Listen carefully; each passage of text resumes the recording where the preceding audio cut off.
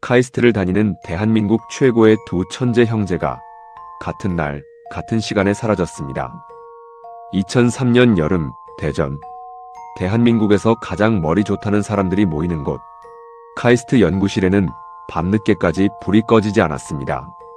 그 안에는 늘 함께 다니던 형제, 신동엽과 신동인이 있었지요. 둘은 단순한 형제가 아니었습니다. 같은 연구실, 같은 프로젝트, 같은 목표. 카이스트에서도 손꼽히는 연구를 함께 이끌어가던 두 사람이었습니다. 캠퍼스에서 이 형제를 모르는 사람은 없었지요. 최연소 박사과정, 조기 입학, 기업들이 앞다투어 탐내는 알고리즘 연구까지 이름만 들어도 대단한 형제였습니다. 그날도 평소와 다르지 않았습니다. 연구를 마치고 늦은 밤, 형제는 연구실 불을 끄고 건물을 나섰습니다. 그리고 그게 마지막이었습니다. 집에도 도착하지 않았고 연락도 끊겼습니다. 형제는 그날 밤 이후 완전히 사라졌습니다. 흔적은 아무것도 남지 않았지요. 경찰은 즉시 수사에 착수했고 형제의 마지막 동선을 추적하기 시작했습니다. 그리고 카이스트 근처 CCTV 영상들을 확보했지요. 그 영상을 확인한 순간 수사팀 전원이 말을 잃었습니다. 이게 뭐야? 모니터 앞에서 경찰들은 아무도 입을 열지 못했습니다. 누군가는 자리에서 일어섰고 누군가는 화면에 얼굴을 바짝 들이밀었지요. 심지어 어떤 형사는 손으로 입을 가렸습니다. 도대체 그날 밤 CCTV에는 무엇이 찍혀 있었던 걸까요? 대한민국 최고의 두 천재에게는 대체 무슨 일이 벌어졌던 걸까요? 그리고 형제는 지금 어디에 있는 걸까요? 지금부터 그 여름밤의 무서운 진실을 하나씩 추적해 보겠습니다. 이야기를 시작하기 전에 구독과 좋아요는 미제 사건을 다시 세상에 드러내는데 큰 힘이 됩니다. 홍영웅의 사건 파일 시작합니다. 2003년 7월 대전. 장마가 한창인 계절이었습니다. 낮에는 찜통더위, 밤에는 습한 공기가 살갗에 달라붙는 그런 여름이었지요. 카이스트 캠퍼스는 밤이 깊어질수록 조용해졌습니다. 하나씩 불이 꺼지고 학생들이 빠져나갔습니다. 그런데 유독 한 건물, 한 층만은 달랐습니다. 형제의 연구실이었습니다. 그곳의 불은 밤이 깊어질수록 오히려 더 밝아졌지요. 컴퓨터 화면에는 복잡한 수식과 코드가 끝없이 이어지고 있었고 프린터는 쉴 새 없이 종이를 뱉어내고 있었습니다. 선풍기 돌아가는 소리와 키보드 두드리는 소리만이 연구실을 가득 채우고 있었지요. 형 신동엽, 28, 박사과정 3년차, 동생 신동인 25. 학부를 2해 일찍 마치고 같은 연구실에 들어온 학교 안에서도 손에 꼽히는 인물. 둘은 단순히 형제가 아니었습니다. 같은 연구실, 같은 프로젝트, 같은 목표를 향해 움직이는 완벽하게 맞물린 두 사람이었습니다. 연구실 동료 한 명은 훗날 이렇게 기억했습니다. 저 형제는 따로 보면 의미가 없습니다. 둘이 같이 있을 때, 그때가 진짜입니다. 그날도 두 사람은 오랫동안 연구실에 남아 있었습니다. 며칠 뒤 예정된 중요한 발표를 앞두고 있었지요. 단순한 학술 발표가 아니었습니다. 기업에서 수십억에서 많게는 수백억의 가치를 매기고 있던 알고리즘, 데이터를 기반으로 미래를 예측하는 기술. 아직 완성되지도 않은 단계였는데 이미 업계에서는 소문이 돌고 있었습니다. 그 발표 하나로 형제의 인생이 완전히 바뀔 수 있었습니다. 그리고 그날 밤 10시쯤 연구실 전화기가 울렸습니다. 동인이가 수화기를 들었습니다. 밥은 먹었니? 어머니였지요. 엄마, 오늘은 좀 늦을 것 같아요. 얼마나 늦을 건데? 몸은 괜찮고? 걱정 마세요. 금방 들어갈게요. 짧은 통화였습니다. 하지만 그 짧은 말 속에는 매일 밤 반복되어 온 세월이 담겨 있었습니다. 아들들이 연구실에 늦게까지 남아있는 날이면 어머니는 어김없이 전화를 걸었습니다. 밥은 먹었냐고, 너무 늦지 말라고, 항상 그 말이었습니다. 아들들이 괜찮다고 하면 그때야 수화기를 내려놓았지요. 그게 그날 밤의 마지막 연락이었습니다. 다음 날 아침, 어머니는 평소보다 일찍 눈이 떠졌습니다. 이유는 알 수 없었습니다. 그냥 그날따라 마음이 무거웠다고 나중에 말했지요. 핸드폰을 들어 동엽에게 전화를 걸었습니다. 신호가 갔지만 받지 않았습니다. 동인에게도 걸었습니다. 마찬가지였지요. 그렇게 몇 번을 더 걸었습니다.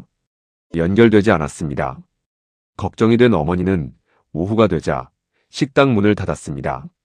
곧바로 짐을 챙겼지요. 그리고 대전으로 향했습니다. 형제가 함께 살던 집. 문은 잠겨 있었고 안은 조용했습니다. 열쇠로 문을 열고 들어선 순간 어머니의 표정이 굳었습니다. 동인 방 책상에는 형광펜으로 줄이 그어진 논문이 펼쳐져 있었고 형 방에는 미처 개지 않은 세탁물이 소파 위에 쌓여 있었습니다. 칫솔은 아직 축축했지요. 마치 잠깐 나갔다가 금방 돌아올 것처럼 모든 것이 그대로였습니다. 하지만 아이들은 돌아오지 않았습니다. 그날 저녁 어머니는 경찰서 문을 밀고 들어갔습니다. 우리 애들이 집에 안 들어왔어요. 어제 밤부터 연락이 안 돼요. 즉시 실종 신고가 접수됐습니다. 그렇게 수사가 시작됐지요. 실종되던 밤 11시 40분 연구실 복도에 달린 CCTV에 두 사람의 모습이 찍혔습니다. 형 신동엽은 손에 작은 USB를 하나 쥐고 있었습니다. 동생 신동이는 그 옆에서 무언가를 계속 이야기하고 있었지요. 평소와 다르지 않은 모습이었습니다. 서두르는 것 같지도 겁먹은 것 같지도 않았습니다. 두 사람은 엘리베이터 버튼을 눌렀습니다. 문이 열렸고 함께 안으로 들어갔지요. 문이 닫혔습니다. 그게 연구실 건물 안에서 확인된 마지막 장면이었습니다. 잠시 뒤 카이스트 정문 근처 CCTV에 형제가 다시 나타납니다. 두 사람은 길가에 서서 택시를 기다리고 있었습니다. 택시는 금방 잡혔지요. 형이 손을 들었고 택시 한 대가 천천히 다가왔습니다. 두 사람은 자연스럽게 뒷좌석에 올라탔습니다. 문이 닫히고 차는 출발했지요. 그 장면이 형제가 보인 마지막 영상이었습니다. 경찰은 즉시 택시 기사를 찾아냈지요. 그런데 기사의 진술이 이상했습니다. 손님이 2명이었던 건 기억나는데 어디서 내렸는지는 잘 명확한 하차 지점을 기억하지 못했지요. 그저 중간에 내린 것 같다는 말만 반복했습니다. 운행 기록에도 정확한 하차 지점이 남아있지 않았지요. 마치 그 구간만 비어있는 것처럼. 형제는 분명 택시에 올라탔습니다. 하지만 그 택시는 끝내 목적지에 도착하지 않았습니다. 그리고 그날 이후 형제의 흔적은 완전히 끊겨버렸습니다. 형제를 이야기하려면 먼저 그들을 사랑으로 키운 한 사람을 이야기해야 합니다. 형제의 중심에는 늘 한 사람이 있었습니다. 어머니였습니다. 어머니 오정숙. 당시 56. 충남 논산 출신으로 22에 결혼해 두 아들을 낳았습니다. 그런데 큰아들 동엽이 7살이고 작은아들 동인이 4살이던 해에 남편이 갑자기 세상을 떠났습니다. 공장에서 일하다 생긴 사고였습니다. 너무 갑작스러운 일이라 보험 하나 제대로 남기지 못했습니다. 오정숙 씨는 울 시간도 없었습니다. 그리고 작은 식당을 차렸습니다. 먹고 살아야 했으니까요. 아침 6시에 일어나 재료를 다듬고 밤 10시가 넘어야 문을 닫았습니다. 겨울에는 손이 터서 피가 났지만 대수롭지 않게 생각했습니다. 두 아이가 학교에서 돌아올 때 따뜻한 밥 한 끼를 챙겨줄 수 있으면 그걸로 충분했습니다. 아들들은 그런 어머니의 등을 보고 자랐습니다. 형 신동엽은 어릴 때부터 수학을 좋아했습니다. 교과서를 몇 번이고 읽고 문제를 풀다가 막히면 밤을 새워서라도 답을 찾아냈습니다. 동생 신동이는 형보다 더 빨랐습니다. 중학교 때 이미 고등학교 수학을 혼자 끝냈고 고등학교 2학년에 카이스트 조기 입학 시험에 합격했습니다. 그날 어머니는 주방에서 혼자 소리 없이 울었습니다. 이 녀석아, 이게 무슨 일이냐? 기쁜 눈물인지 서러운 눈물인지 본인도 몰랐다고 했습니다. 어머니는 그날 처음으로 식당 문을 일찍 닫았습니다. 두 아들 손을 꼭 붙잡고 중국집에서 저녁을 먹었지요. 그날 어머니가 얼마나 행복하게 많이 웃었는지 형제는 나중에도 그 이야기를 자주 했다고 했습니다. 형제는 둘 다 카이스트에서 손에 꼽히는 학생이었지요. 성적만이 아니라 연구 태도와 성실함에서도 두드러졌습니다. 교수들 사이에서도 자주 이름이 오르내렸고 연구실 동료들에게는 믿음직한 존재였습니다. 하지만 두 사람은 결코 나서는 타입이 아니었습니다. 둘이 조용합니다. 밥 먹을 때도 별말 없고 연구 이야기 아니면 거의 말이 없어요. 연구실 동료 박수진의 말입니다. 그런데 연구 얘기만 시작하면 눈빛이 달라집니다. 완전히 다른 사람이 되는 것 같았어요. 형제가 함께 진행하던 연구는 평범한 과제가 아니었습니다. 데이터를 기반으로 시장의 흐름을 예측하는 알고리즘. 2003년 당시로서는 국내에서 이 분야를 본격적으로 연구하는 팀이 거의 없었습니다. 기업들이 관심을 가질 수밖에 없는 기술이었지요. 아직 완성도 되지 않았는데 벌써 몇몇 기업에서 수십억에서 많게는 수백억까지 가치를 평가하고 있다는 소문이 돌았습니다. 그리고 그 연구를 둘러싸고 연구실 내부 분위기가 조금씩 미묘하게 변하고 있었습니다. 담당 교수 최병돈, 당시 52세, 해당 분야에서 국내 최고 권위자로 꼽히는 인물이었습니다. 논문 실적도 탄탄하고 학계에서의 평판도 좋았지요. 형제가 카이스트에 들어왔을 때부터 이들의 연구를 지도해온 사람이었습니다. 그런데 연구가 완성 단계에 가까워지면서 교수의 태도가 달라지기 시작했다는 게 동료들의 증언이었습니다. 원래는 형제 이름으로 발표하기로 했는데 중간에 방향이 바뀌었습니다. 동료 이상훈의 말이었습니다. 교수님이 욕심을 좀 내신 것 같았어요. 정확히 어떤 방식으로 방향이 바뀌었는지는 외부에 알려지지 않았습니다. 하지만 연구실 분위기는 확실히 달라졌습니다. 전에는 자유롭게 오가던 연구 자료들이 갑자기 잠기기 시작했고 교수와 형제 사이의 대화가 눈에 띄게 줄었습니다. 형제는 그래도 흔들리지 않았습니다. 오히려 더 오래 연구실에 남았고 더 조용해졌습니다. 그리고 그 시간 내내 어머니의 전화는 빠짐없이 걸려왔습니다. 밥은 먹었니? 늦게 다니지 말고. 어머니는 아들들이 무슨 연구를 하는지 정확히 알지 못했지요. 다만 요즘 연구실 분위기가 좀 이상한 것 같다는 말을 동인에게 전화로 들은 적이 있었습니다. 엄마, 별거 아니에요. 곧 괜찮아질 거예요. 그래도 힘든 일 있으면 엄마한테 꼭 말해줘. 걱정 마세요. 하지만 동인의 목소리는 평소보다 아주 조금 낮았습니다. 어머니는 그것을 느꼈지요. 하지만 아무 말도 하지 않았습니다. 아들이 괜찮다고 하면 괜찮다고 믿어주는 것. 그게 어머니가 할 수 있는 전부였으니까요. 그리고 그로부터 며칠 뒤 형제는 사라졌습니다. 어머니 오정숙 씨는 사건 이후에도 대전 집을 떠나지 않았습니다. 아들들이 쓰던 방을 손대지 않았습니다. 책상 위에 논문 더미도, 책꽂이에 꽂힌 전공 서적도, 벽에 붙은 수식이 가득한 메모지도 그대로였습니다. 지인들이 정리하는 게 어떻겠냐고 할 때마다 어머니는 고개를 저었습니다. 애들이 돌아오면 찾을 수도 있잖아요. 그게 이유였습니다. 지금 당장 이해하기 어려운 사건 앞에서 어머니가 붙잡을 수 있는 것은 그것뿐이었습니다. 방을 그대로 두는 것, 매일 밤 전화기를 곁에 두고 자는 것, 그리고 아침마다 식탁에 밥을 3그릇 차리는 것. 혼자 사는 집이었지만 그 습관은 바뀌지 않았습니다. 실종 신고가 접수된 다음 날 아침, 대전경찰청 강력팀이 본격적으로 움직이기 시작했습니다. 2003년 당시 실종 사건에 대한 초기 대응은 지금과 달랐지요. 성인 남성 2명이 하룻밤 연락이 없다는 것만으로는 즉각적인 수사가 이루어지기 어려운 시절이었습니다. 경찰 내부에서도 처음에는 신중론이 나왔습니다. 성인이고 범죄 흔적도 없고 개인적인 이유로 잠시 자리를 피한 건 아닐까요? 하지만 담당 형사 김재철은 달랐습니다.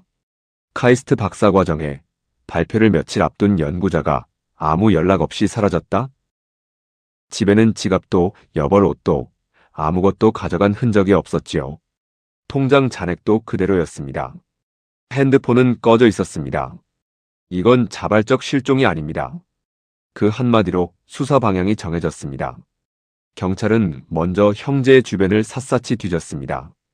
금전 문제, 인간관계, 최근 다툼 하나하나 확인했지만 특이한 점이 나오지 않았지요. 형제의 생활은 지나칠 만큼 단순했습니다. 연구실과 집, 그 사이를 오가는 것이 전부였습니다.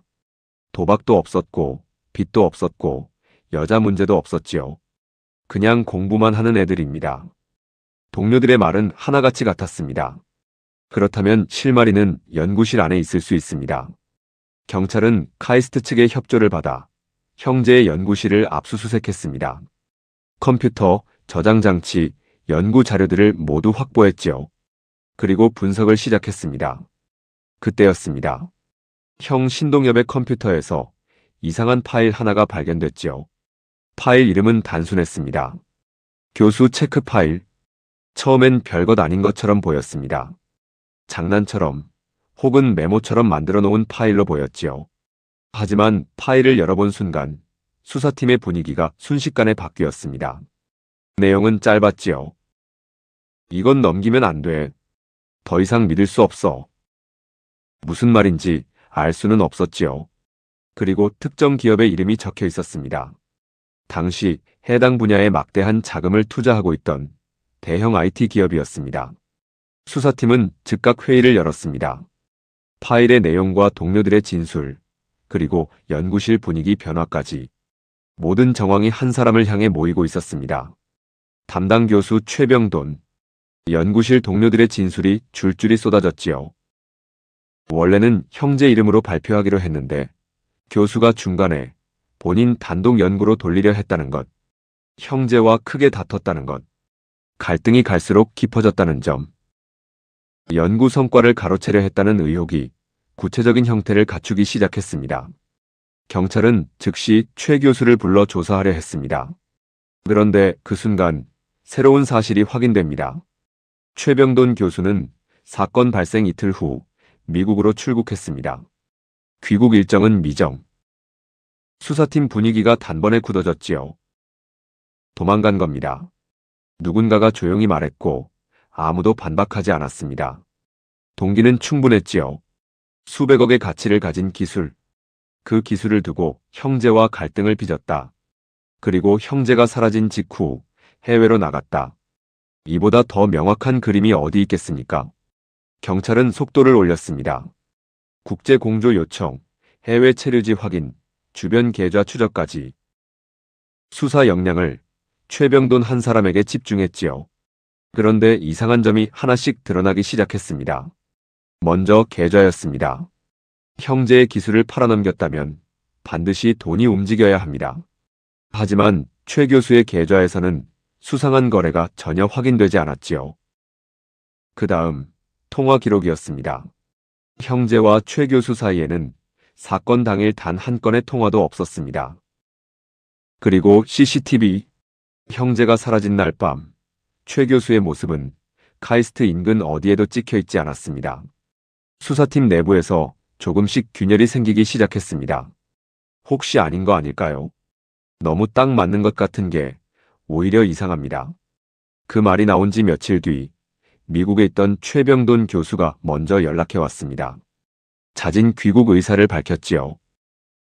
귀국 후 조사실에서 최 교수는 차분했습니다.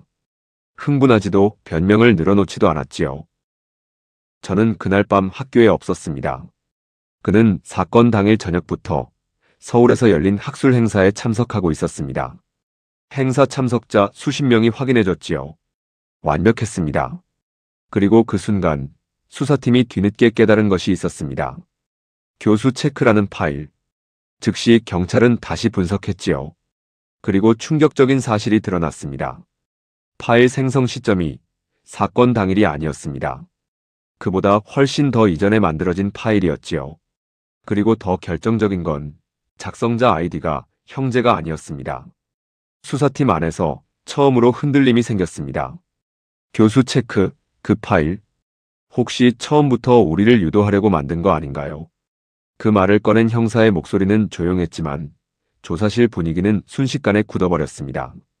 만약 그 파일이 가짜 단서라면 이 두 달은 범인에게 고스란히 시간을 벌어다준 두 달이었습니다. 교수를 향해 수사의 시선을 돌려놓기 위해 누군가가 치밀하게 준비한 가짜 단서였다면 최병돈 교수는 완벽한 미끼였던 겁니다. 수사팀은 그 자리에서 한동안 아무 말도 하지 못했지요. 사건은 다시 처음으로 돌아갔습니다. 단서도 용의자도 방향도 없었지요.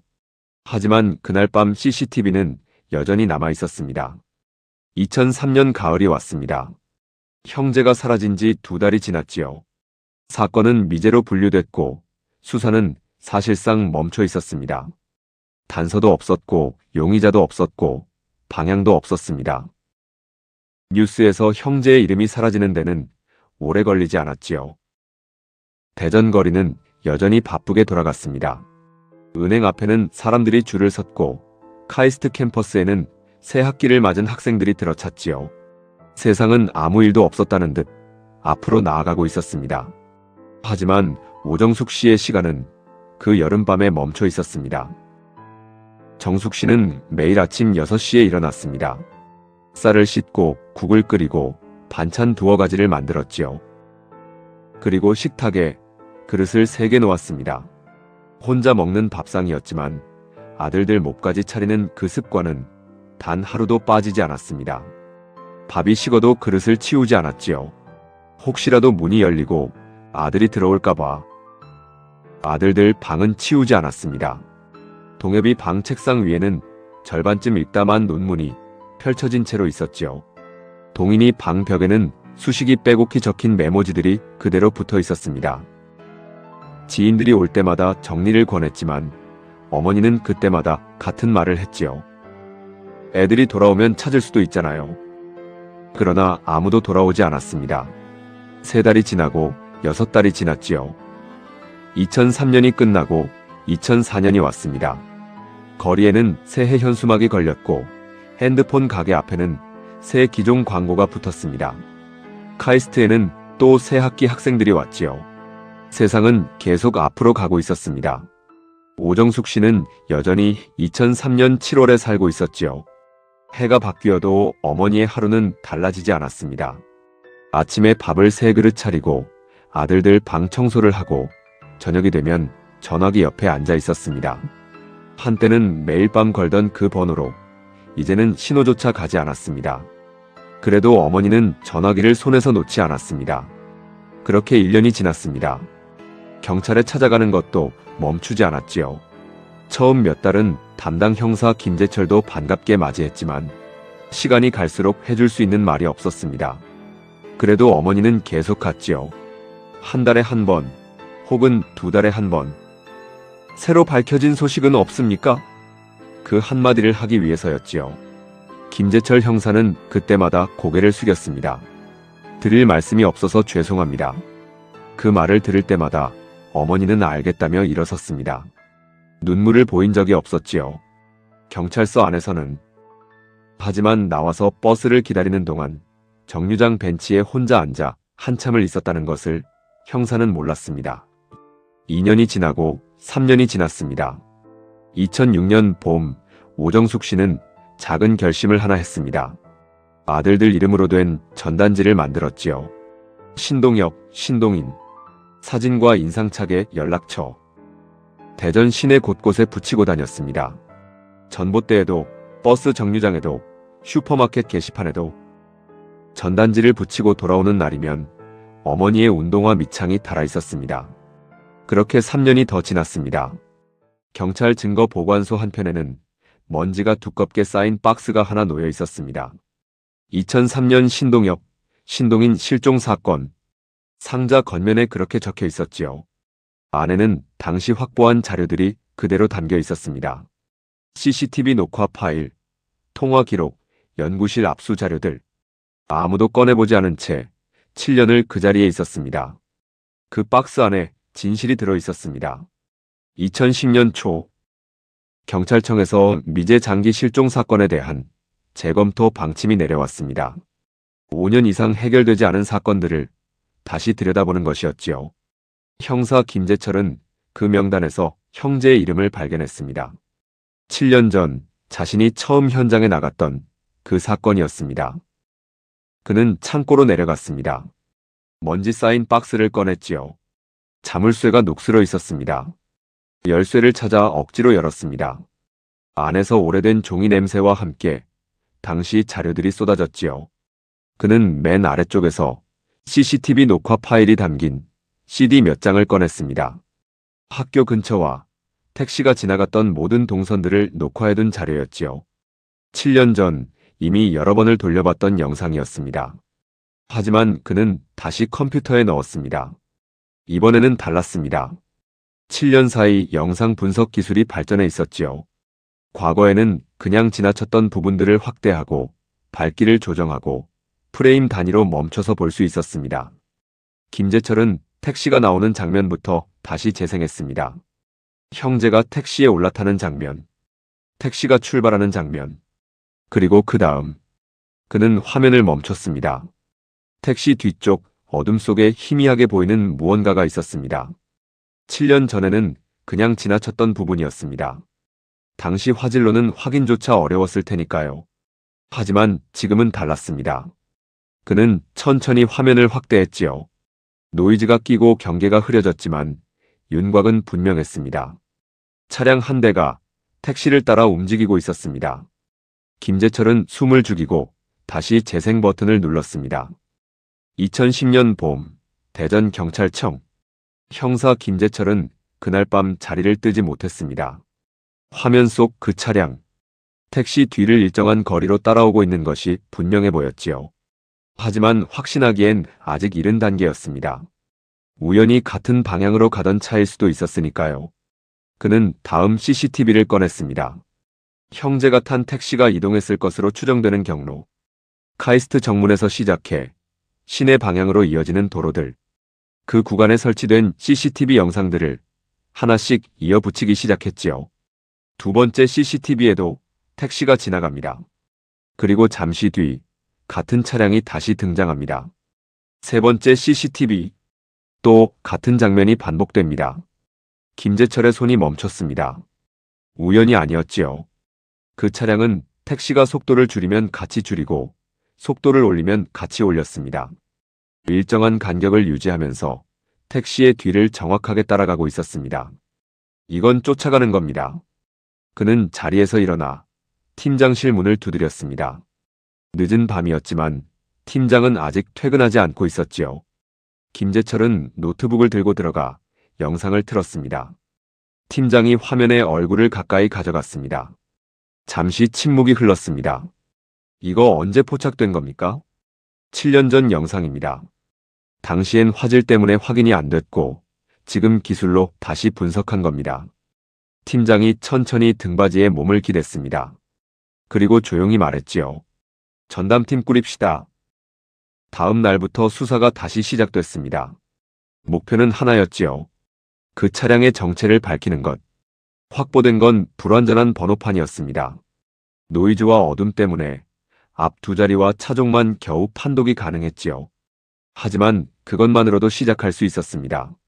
수사팀은 대전 지역 차량 등록 자료를 뒤지기 시작했습니다. 당시 해당 차종, 해당 번호 앞자리에 해당하는 차량 목록을 추렸지요. 수백 대였습니다. 하나씩 대조했지요. 그리고 동시에 영상 분석 전문팀에 원본 파일을 넘겼습니다. 당시로서는 최신 기술이었던 디지털 영상 복원 기법이 동원됐습니다. 손상된 픽셀을 복원하고 노이즈를 걷어내고 프레임을 겹쳐서 선명도를 높이는 방식이었지요. 하루 이틀이 걸렸습니다. 그리고 사흘째 되던 날 오전 전화가 왔습니다. 번호판 다 나왔습니다. 김재철은 즉시 차량 조회를 넣었습니다. 결과가 나오는 데는 오래 걸리지 않았지요. 차량 주인의 이름이 화면에 떴습니다. 그리고 그 이름을 확인한 순간 수사팀이 잠시 멈췄습니다. 이 사람 거기 아닙니까? 누군가가 낮게 말했습니다. 카이스트 같은 연구실, 형제와 매일 얼굴을 마주치던 사람, 같은 프로젝트에 참여했던 연구실 선배였습니다. 이름은 강준혁, 당시 31, 박사과정 4년 차, 형제보다 3살 위였고 연구실에서는 형처럼 지내던 사람이었습니다. 동료들의 기억 속에서 그는 조용하고 성실한 사람이었습니다. 눈에 띄게 뛰어나진 않았지만 묵묵히 자기 일을 해내는 타입이라는 평이었지요. 형제와 사이도 나쁘지 않았다고 했습니다. 그런데 바로 그 사람의 차가 그날 밤 택시 뒤를 따라가고 있었습니다. 수사팀은 즉시 강준혁의 행적을 추적하기 시작했지요. 2003년 이후 그의 행적을 거슬러 올라갔습니다. 사건 이후 그는 학교를 떠나 있었습니다. 박사과정을 중단하고 한동안 대전을 벗어나 생활했던 것이 확인됐습니다. 그 이후 수도권의 한 중소 IT 기업에 취업해 조용히 직장인으로 살고 있었습니다. 경찰은 그의 주변을 먼저 훑었습니다. 직접 접근하기 전에 최대한 많은 정보를 모아야 했지요. 그리고 통화 기록을 다시 꺼냈습니다. 7년 전 형제의 마지막 통화. 밤 11시 22분. 당시에는 연구실 관계자 중 한 명으로 처리하고 더 깊이 파지 않았던 기록이었습니다. 그 번호를 다시 조회했지요. 강준혁이었습니다. 퍼즐이 맞아떨어지기 시작했습니다. 형제는 택시를 타고 이동하던 중 강준혁의 전화를 받았습니다. 20초뿐인 짧은 통화였습니다. 내용은 확인되지 않았지만 형제는 그 전화를 받고 택시에서 내렸지요. 그리고 뒤따라오던 강준혁의 차에 올라탔습니다. 매일 얼굴을 마주하던 연구실 선배의 차였으니 의심 없이 탔겠지요. 그리고 그때 수사팀이 다시 들여다본 것이 하나 있었습니다. 교수님 체크 파일.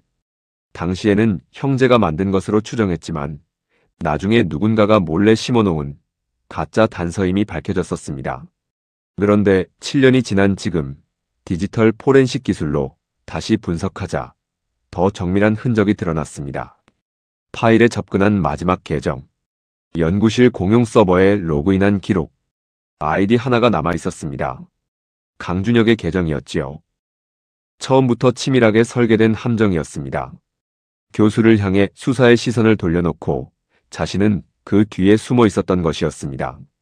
7년 전 그 계획은 완벽하게 작동했습니다. 하지만 7년이라는 시간이 흐르면서 기술도 함께 발전했습니다.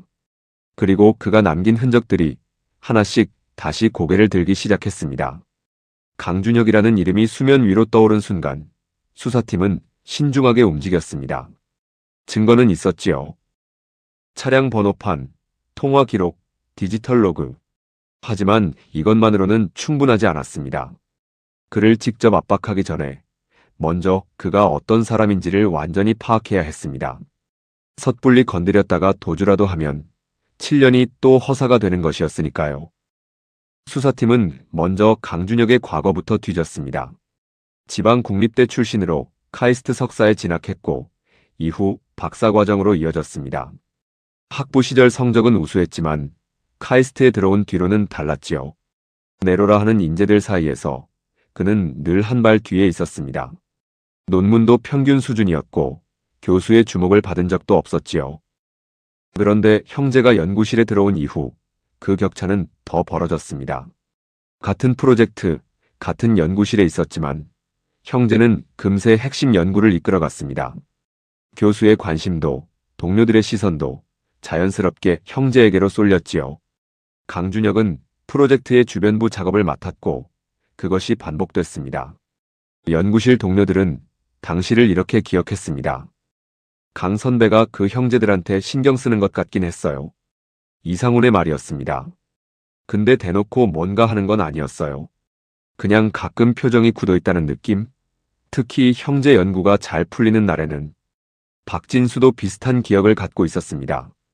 강 선배는 사람이 나쁜 사람은 아니었어요.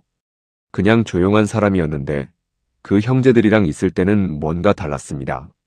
말수가 더 줄었달까요? 경찰은 강준혁의 재정 상태도 추적했습니다. 2003년 사건 이전 그의 계좌 내역에서 흥미로운 흔적이 발견됐습니다. 사건 발생 약 3개월 전부터 한 IT 기업과의 접촉 정황이 포착됐습니다. 직접적인 금전 거래는 없었지만 해당 기업 관계자와의 통화 기록이 여러 차례 확인됐습니다. 그 기업은 형제의 연구실에서 발견된 파일에도 이름이 적혀있던 바로 그 기업이었습니다. 형제의 알고리즘에 수백억을 제시했던 곳. 퍼즐이 또 하나 맞아들어갔습니다. 강준혁은 형제보다 먼저 그 기업과 접촉하고 있었지요. 실제로 형제의 연구 자료 일부가 그의 개인 외장 드라이브에 들어 있었습니다. 아직 완성되지 않은 기술이었지만 그는 이미 그 가치를 알고 있었습니다. 그리고 그 기술을 형제가 아닌 자신의 이름으로 넘길 계획을 세우고 있었던 것이었습니다. 문제는 형제였습니다. 연구의 핵심은 신동엽과 신동인이 쥐고 있었습니다. 알고리즘의 핵심 코드와 설계 구조, 그리고 그날 밤 신동엽이 손에 쥐고 나왔던 USB, 그 안에 담긴 데이터 없이는 아무것도 할 수 없었습니다. 강준혁은 설득을 시도했지요. 함께 나누자고 했을 겁니다. 셋이서 나눠도 충분한 돈이 생긴다고. 하지만 형제의 대답은 단호했습니다. 연구는 제대로 된 방식으로 제대로 된 사람에게 가야 한다고. 그 대답이 돌아온 순간 강준혁의 계획은 다른 방향으로 굳어졌습니다. 수사팀은 그의 현재 행적을 면밀히 추적했습니다. 사건 이후 그는 카이스트 박사과정을 조용히 그만뒀습니다. 개인 사정을 이유로 들었고 아무도 깊이 묻지 않았습니다. 이후 수도권의 한 중소 IT 기업에 취업해 7년 동안 평범한 직장인으로 살았습니다. 결혼도 했고 아이도 있었지요. 겉으로는 아무 일도 없는 사람처럼. 하지만 그 7년 동안 그가 완전히 편안했는지는 알 수 없었습니다. 이웃 주민의 말에 따르면 그는 밤에 잠을 잘 못 자는 사람이었다고 했지요. 새벽에 불이 켜져 있을 때가 많았고 술을 즐기지 않던 사람이 2003년 이후로는 혼자 마시는 일이 잦아졌다고도 했습니다. 경찰은 강준혁의 일상을 며칠간 지켜봤습니다. 그리고 접근 방식을 정했지요. 정면으로 부딪히는 것이 아니라 주변부터 압박하는 방식이었습니다. 먼저 당시 연구실 동료들을 다시 불러 진술을 받았습니다. 강준혁과 형제 사이에 어떤 일이 있었는지, 당시 연구실 분위기가 어땠는지를 처음부터 다시 들었지요. 그 과정에서 당시에는 그냥 지나쳤던 진술 하나가 새롭게 떠올랐습니다. 박진수의 말이었습니다. 사건 나기 전날 강 선배가 저한테 물어본 적 있어요. 동엽이 형제가 언제 연구실에 나오냐고. 요즘 늦게까지 있냐고. 7년 전에는 그냥 일상적인 대화처럼 들렸습니다. 같은 연구실 사람끼리 나눌 법한 말이었으니까요. 하지만 지금은 달리 들렸습니다. 강준혁은 그날 밤 형제가 연구실에서 나오는 시간을 미리 알고 있었습니다. 그는 기다리고 있었던 겁니다. 그리고 또 하나의 진술이 나왔습니다. 당시 카이스트 주차 관리원이었던 남성의 기억이었습니다. 이미 7년 전에 한 번 조사를 받은 사람이었는데 당시에는 별다른 내용이 없었습니다. 하지만 이번에 다시 불러 구체적으로 물었습니다. 그날 밤 늦게까지 주차장에 남아있던 차가 있었냐고 물었지요. 관리원은 잠시 생각하더니 이렇게 말했습니다. 있었어요. 다른 차들은 다 나갔는데 한 대가 계속 있었어요. 시동도 안 끄고. 이상하다 싶었는데 뭐 연구하시는 분들이니까 그런가 보다 했지요. 차 종류 기억나십니까? 검은색 소나타였어요. 늘 보던 차라 그건 기억납니다. 강준혁의 차였습니다. 그는 그날 밤 형제가 연구실에서 나오기를 주차장에서 기다리고 있었지요. 시동도 끄지 않고 불도 끄지 않은 채로. 그리고 형제가 택시를 잡아타자 뒤를 따라 나선 것이었습니다. 그리고 형제가 택시 안에서 전화를 받도록 미리 연락을 넣었지요. 잠깐 할 얘기가 있는데. 그 짧은 말 하나로 형제는 택시에서 내렸습니다. 매일 얼굴을 마주하던 연구실 선배의 말이었으니까요. 의심할 이유가 없었지요. 그 믿음이 비극이 됐습니다. 수사팀은 이제 강준혁을 직접 불러야 할 시점이 됐다고 판단했습니다. 하지만 그 전에 반드시 확인해야 할 것이 하나 더 있었습니다. 그날 밤 차 안에서 무슨 일이 있었는지, 그리고 형제는 지금 어디에 있는지, 그 답을 찾기 위해 수사팀은 2003년으로 다시 한 번 더 깊이 들어가야 했습니다. 2010년 5월, 수사팀은 강준혁을 임의동행 형식으로 불렀습니다. 체포는 아니었지요. 아직 물리적 증거가 충분하지 않은 상태에서 섣불리 영장을 청구했다가 기각되면 그는 도주할 수도 있었습니다. 그래서 형사 김재철은 방식을 달리 택했습니다. 오래된 사건 관련 참고인 조사라고 했지요. 강준혁은 순순히 응했습니다. 조사실 문이 열리고 그가 들어왔을 때 김재철은 잠시 그를 바라봤습니다. 7년의 시간이 지나 있었습니다. 31였던 청년은 이제 38이 되어 있었지요. 머리카락이 조금 빠졌고 얼굴에는 세월이 내려앉아 있었습니다. 하지만 눈빛은 달랐습니다. 지나치게 차분했지요. 지나치게 준비되어 있는 사람의 눈빛이었습니다. 오랜만에 연락이 왔네요. 강준혁이 먼저 말했습니다. 앉으시죠. 김재철은 짧게 답하고 맞은편에 앉았습니다. 그리고 파일을 하나 꺼냈습니다. 안에는 CCTV 캡처 사진들이 들어 있었지요. 2003년 7월 2차 선생님 차 맞지요? 강준혁은 사진을 내려다봤습니다. 잠시 침묵이 흘렀지요. 오래됐네요. 당시에 제가 타던 차인 것 같긴 한데 이게 어디서 찍힌 건지. 카이스트 정문 인근입니다. 신동엽, 신동인 씨가 탄 택시 뒤를 따라가고 있습니다. 같은 방향으로 가던 차 아니었을까요? 저도 그날 밤 귀가하던 중이었을 수 있으니까요. 여유가 있었습니다. 준비한 사람의 여유였지요. 김재철은 서두르지 않았습니다. 두 번째 파일을 꺼냈습니다. 선생님 핸드폰에서 그날 밤 11시 22분 신동엽 씨에게 전화가 걸렸습니다. 통화 시간 20초. 연구실 사람이니까 연락할 수 있죠. 무슨 내용이었습니까?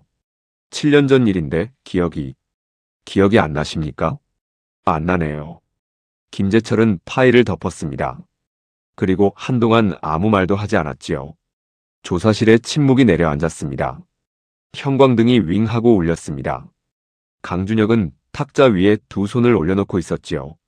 손이 깍지를 꼈다 풀렸다 했습니다. 미세한 움직임이었지만 김재철은 놓치지 않았습니다. 강준혁을 조사실에 앉혀두는 동안 수사팀의 나머지 인원들은 다른 방향으로 달리고 있었습니다. 형제의 시신이 어디에 있는지 그것이 핵심이었습니다. 강준혁이 사건 이후 박사 과정을 중단하고 대전을 떠나기까지 약 2달의 시간이 있었습니다. 그 2달 동안 그는 무엇을 했는지 수사팀은 2003년 8월과 9월 강준혁의 카드 사용 내역과 이동 경로를 파고들었습니다. 그리고 반복적으로 나타나는 장소 하나를 발견했습니다. 대전 외곽, 계룡산 인근의 임야지대. 강준혁은 그 기간 동안 그 근처 주유소에서 기름을 넣은 기록이 3차례 있었습니다. 편도로 1시간이 넘는 거리였습니다. 특별한 이유 없이 반복적으로 그 방향으로 간 것이었지요. 수사팀이 즉시 현장으로 향했습니다. 계룡산 입구에서 차로 20분 거리, 인적이 드문 임야지대였습니다. 2003년 당시에는 더욱 외진 곳이었을 겁니다. 수사팀은 수색견과 함께 일대를 뒤지기 시작했습니다. 첫날은 아무것도 나오지 않았지요. 하지만 이틀째 되던 날 오전, 수색견이 한 지점에서 멈췄습니다. 낙엽과 흙이 두껍게 쌓인 비탈면이었습니다. 특별히 눈에 띄지 않는 곳이었지만 오래된 나무들 사이 그 한 지점의 흙은 주변과 미묘하게 달랐습니다. 색깔과 질감이 말이지요. 삽을 들었습니다. 30cm, 50cm. 흙을 걷어낼수록 냄새가 올라왔습니다. 7년이라는 시간이 흘렀지만 수색견은 정확했습니다. 70cm 지점. 무언가가 걸렸습니다. 작업을 멈추고 손으로 조심스럽게 흙을 걷어냈습니다. 부식된 비닐이 나왔습니다. 그 안에 뼈가 있었지요. 그리고 그 옆 조금 떨어진 자리에서 두 번째 매장지가 확인됐습니다. 형제였습니다. 국립과학수사연구원에서 유전자 감식이 이루어졌습니다. 어머니 오정숙 씨의 DNA와 대조했습니다. 결과는 명확했습니다. 신동엽, 신동인. 두 사람 모두 확인됐습니다. 그리고 유골과 함께 한 가지가 더 나왔습니다. 흙 속에서 반쯤 부식된 작은 물체. 감식팀이 조심스럽게 꺼내 세척했습니다. 녹슬고 변형됐지만 형태는 남아있었습니다. USB였습니다. 신동엽이 그날 밤 손에 쥐고 연구실을 나섰던 그것이었습니다. 강준혁은 형제를 그곳에 묻으면서 USB도 함께 묻었습니다. 아마도 당황했을 겁니다. 처음 계획과 달리 일이 커져버렸고 더 이상 그 데이터를 꺼낼 수 없는 상황이 됐을 겁니다. 욕심이 시작이었지만 그 끝은 그 욕심도 땅속에 함께 묻어버린 것이었습니다. 어머니에게 연락이 간 건 대조 결과가 막 나왔을 무렵이었지요. 소식을 전하러 간 형사는 나중에 이렇게 말했습니다. 어머님이 이야기를 들으시더니 그냥 그 자리에 주저앉으셨습니다. 아무 말씀도 안 하셨지요. 그 침묵이 제가 20년 형사 생활에서 가장 오래 기억에 남는 가슴 아픈 순간입니다. 형제의 소식 앞에서 어머니는 한동안 꼼짝하지 못했습니다. 두 손으로 무릎을 꽉 붙잡고 작게 흔들릴 뿐이었지요. 눈물은 흘렀지만 소리는 내지 않았습니다. 오래 참아온 사람의 울음이었습니다. 하지만 범인은 아직 잡히지 않았습니다. 수사팀은 즉시 조사실로 연락을 넣었지요. 김재철은 전화를 받고 조용히 자리에서 일어났습니다. 그리고 문을 열기 전 강준혁을 한번 바라봤습니다. 강준혁도 그 순간 무언가를 느낀 듯 했습니다. 두 손이 탁자 위에서 멈췄습니다. 입술이 미세하게 떨렸습니다. 김재철이 문을 열고 잠시 나갔다가 돌아왔습니다. 그리고 자리에 앉아 새 파일을 꺼내 탁자 위에 올려놓았습니다. 사진이었습니다. 강준혁의 눈이 그 사진 위에 고정됐습니다. 유골 발굴 현장 사진이었지요. 그리고 그 옆에 USB를 두었죠. 조사실에 침묵이 내려앉았습니다. 이번에는 달랐지요. 강준혁의 어깨가 천천히 아래로 내려갔습니다. 7년 동안 그 어깨 위에 올라가 있던 무언가가 그 순간 무게를 잃어버린 것처럼 모든 증거가 한 사람을 가리키고 있었습니다. 조사실의 침묵이 계속됐습니다. 김재철은 서두르지 않았지요. 상대방이 스스로 말할 준비가 될 때까지 기다리는 것. 그것도 수사의 기술이었으니까요. 사진을 탁자 위에 올려놓은 채 그저 앉아 있었습니다. 5분이 지났을까요? 강준혁의 손이 탁자 위에서 천천히 움직였습니다.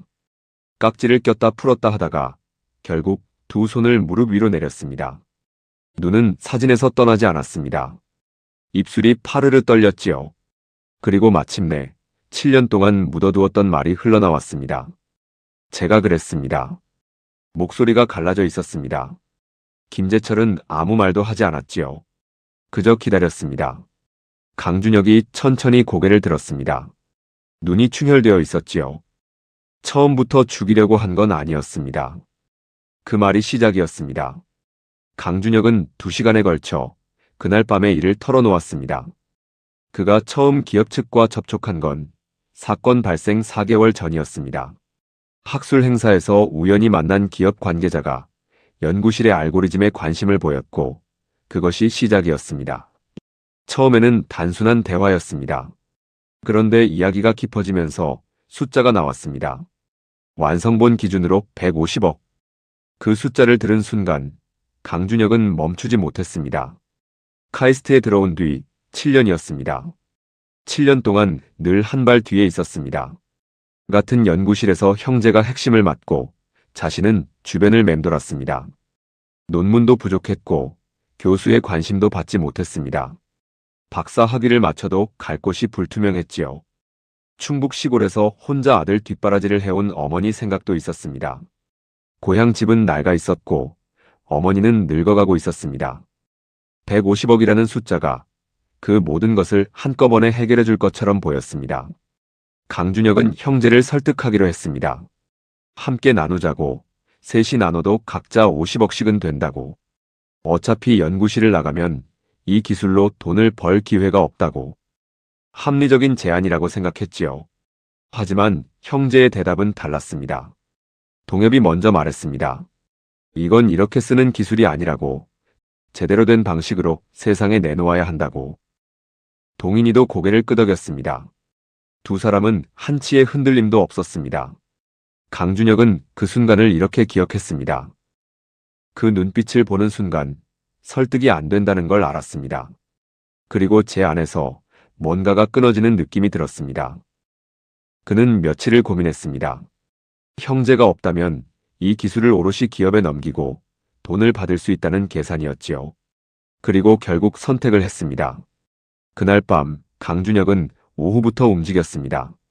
먼저 차 트렁크에 준비물을 실었습니다. 비닐 3겹, 굵은 밧줄, 삽 2자루, 그리고 수면제를 섞은 음료 2병. 사나흘 전부터 하나씩 준비한 것들이었습니다. 한 곳에서 사면 의심받을까봐 대전 시내 세 곳의 가게를 돌았습니다. 연구실 동료에게 형제가 언제 나오냐고 미리 물어두었고 주차장에서 시동을 켠 채 기다렸습니다. 밤 11시가 넘어 형제가 건물에서 나왔습니다. 택시를 잡는 것을 보고 강준혁은 뒤를 따랐습니다. 그리고 전화를 걸었습니다. 잠깐 볼 수 있지? 연구 관련해서 할 말이 있어. 내가 차를 가지고 거기로 갈게. 통화는 20초. 그걸로 충분했습니다. 형제는 의심하지 않았습니다. 택시에서 내려 강준혁의 차에 올라탔지요. 차 안에서 그는 마지막으로 설득을 시도했습니다. 하지만 형제의 대답은 변하지 않았지요. 차 안에서 강준혁은 미리 준비한 음료를 꺼냈습니다. 늦게까지 고생했다며 당을 보충하라며 건넸습니다. 형제는 받아서 마셨지요. 차는 도심을 벗어나 어두운 외곽 도로로 향했습니다. 음료를 마신 지 얼마 지나지 않아 형제는 의식을 잃었습니다. 강준혁은 계룡산 인근 임야지대로 차를 몰았습니다. 미리 봐두었던 장소였지요. 사흘 전에도 한 번 다녀왔습니다. 아무도 오지 않는 외진 비탈면이었습니다. 그날 밤 기온은 낮았습니다. 강준혁은 혼자 삽질을 하고 두 자리를 팠습니다. 깊이 각각 1m. 땀이 쏟아졌지요. 삽이 돌에 부딪힐 때마다 둔탁한 소리가 산속에 울렸습니다.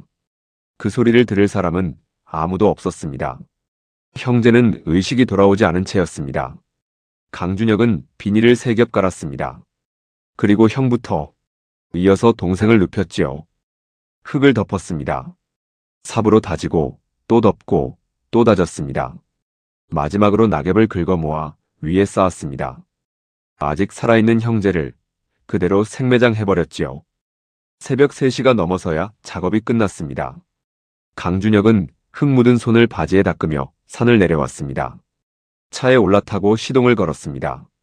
그리고 한참 동안 그 자리에 앉아 있었습니다. 시동 소리만 울렸습니다. 다음 날 아침 그는 연구실에 나타나 아무 일 없다는 듯 책상 앞에 앉았지요.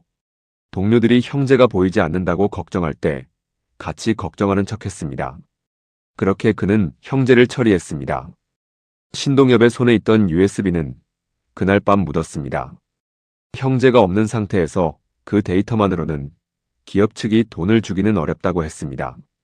핵심 알고리즘의 완성도가 아직 부족했고 그것을 완성할 수 있는 사람은 형제뿐이었습니다. 강준혁은 결국 USB도 현장에 함께 묻어버렸습니다. 150억을 위해 두 사람의 목숨을 빼앗았지만 그 150억은 끝내 손에 쥐지 못했습니다. 욕심은 강준혁을 괴물로 만들었지요. 강준혁은 2010년 6월 살인 및 사체 은닉 혐의로 구속됐습니다. 재판은 이듬해인 2011년 초에 시작됐습니다. 검찰은 계획적 이중살인으로 기소했지요. 변호인 측은 처음에는 우발적 범행을 주장했지만 며칠 전부터 도구를 준비하고 장소를 미리 답사한 정황이 드러나면서 그 주장은 힘을 잃었습니다. 재판부는 1심에서 무기징역을 선고했습니다. 항소심에서도 같은 결과였지요. 판결이 나던 날 방청석에는 어머니 오정숙 씨가 있었습니다. 판결을 들은 어머니는 입술을 꽉 깨물었지요. 눈물은 흘렀지만 끝내 소리는 내지 않았습니다. 두 아들 이름을 입속으로 한 번씩 불렀지요. 아무도 듣지 못했지만 어머니는 분명히 불렀습니다. 이른에 가까워진 어머니였지요. 허리가 굽어 있었고 머리카락은 하얗게 바뀌어 있었습니다. 2003년 여름에 아들을 기다리던 그 오정숙 씨와 같은 사람이라고 믿기 어려울 만큼 세월이 내려앉아 있었습니다. 무기징역? 판사의 목소리가 법정을 울렸습니다. 어머니는 아무 말도 하지 않았습니다. 그저 눈을 감았지요. 그리고 오랫동안 눈을 뜨지 않았습니다. 옆에 앉아있던 지인이 어머니의 손을 잡았습니다. 어머니의 손은 차갑게 식어 있었습니다. 형제의 장례는 그해 봄에 치러졌습니다. 유골을 수습하고 고향 논산에 묻었습니다. 어머니가 오래전부터 봐두었던 자리였지요. 양지 바른 언덕, 멀리 들판이 보이는 곳이었습니다. 장례를 마친 날 어머니는 대전 집으로 돌아왔습니다.